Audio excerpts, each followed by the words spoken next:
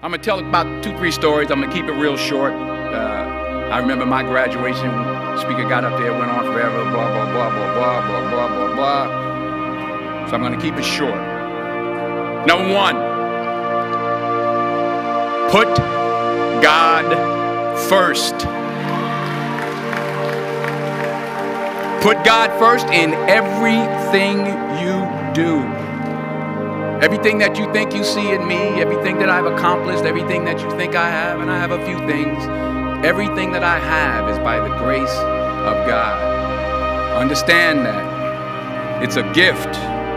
40 years ago, March 27th, 1975, it was 40 years ago, just this past March, I was flunking out of college. I had a 1.7 grade point average. I hope none of you can relate. I had a 1.7 grade point average.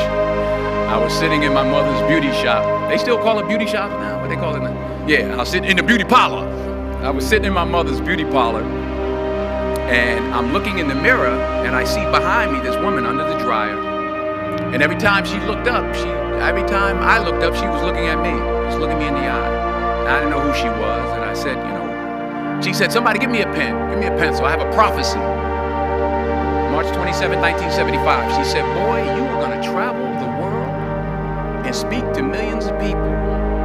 Now, mind you, I flunked out of college. I'm thinking about joining the army. I didn't know what I was going to do, and she's telling me I'm going to travel the world and speak to millions of people.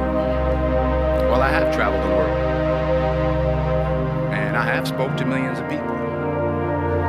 But that's not the most important thing, the success that I had. The most important thing is that what she taught me and what she told me that day has stayed with me since.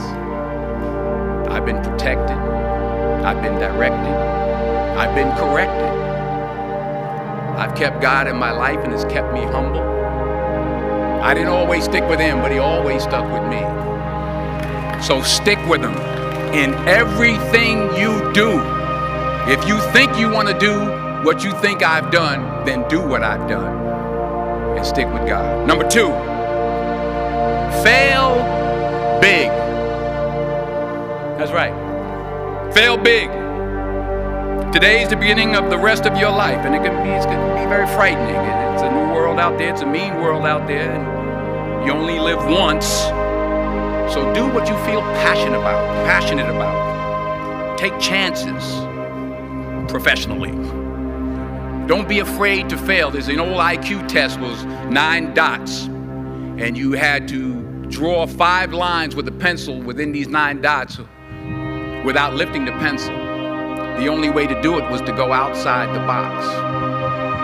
So don't be afraid to go outside the box.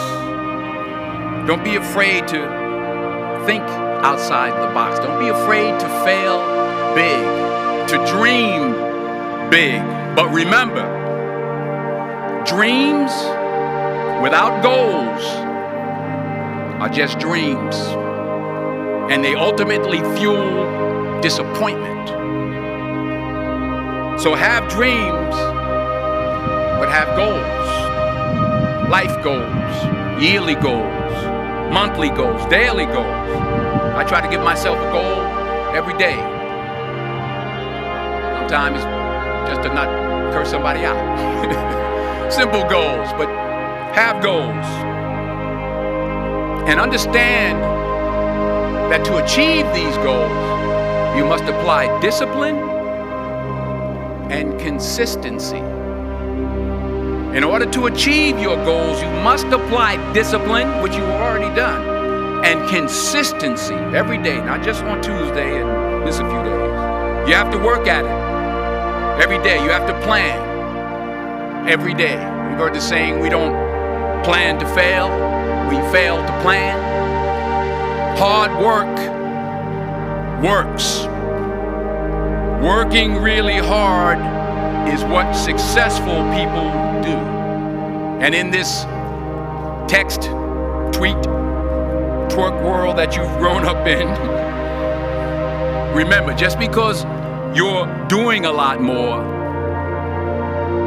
doesn't mean you're getting a lot more done. Remember that. Just because you're doing a lot more doesn't mean you're getting a lot more done. Don't confuse movement with progress. My mother told me, she said, yeah, because you can run in place all the time and never get anywhere. So continue to strive, continue to have goals, continue to progress. Number 3, you'll never see a U-Haul behind a hearse. I'll say it again. You'll never see a U-Haul behind a hearse. I don't care how much money you make, you can't take it with you. The Egyptians tried it. They got robbed. That's all they got. You can't take it with you. And it's not how much you have. It's what you do with what you have. We all have different talents. Some of you will be doctors, some lawyers, some scientists, some educators, some nurses, some teachers. Yeah, okay. Some preachers. The most selfish thing you can do in this world is help someone else. Why is it selfish?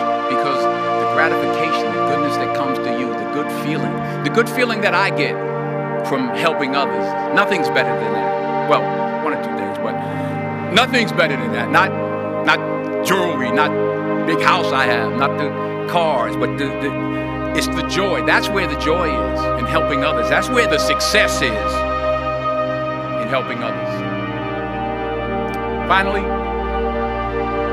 I pray that you put your slippers way under the bed tonight, so that when you wake up in the morning, you have to get on your knees to reach them. And while you're down there, say thank you for grace. Thank you for mercy. Thank you for understanding. Thank you for wisdom. Thank you for parents. Thank you for love. Thank you for kindness. Thank you for humility. Thank you for peace. Thank you for prosperity. Say thank you in advance for what's already yours. It's how I live my life. That's why I am. One of the reasons why I am today.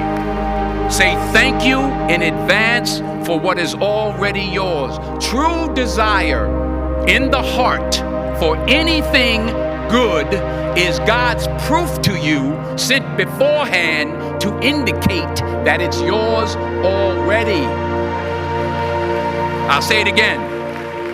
True desire in the heart, that itch that you have, whatever it is you want to do, that thing that you want to do to help others and to grow and to make money, that desire, that itch, that's God's proof to you, sent beforehand already to indicate that it's yours. And anything you want good, you can have. So claim it. Work hard to get it. When you get it, reach back. Pull someone else up. Each one, teach one. Don't just aspire to make a living. Aspire to make a difference.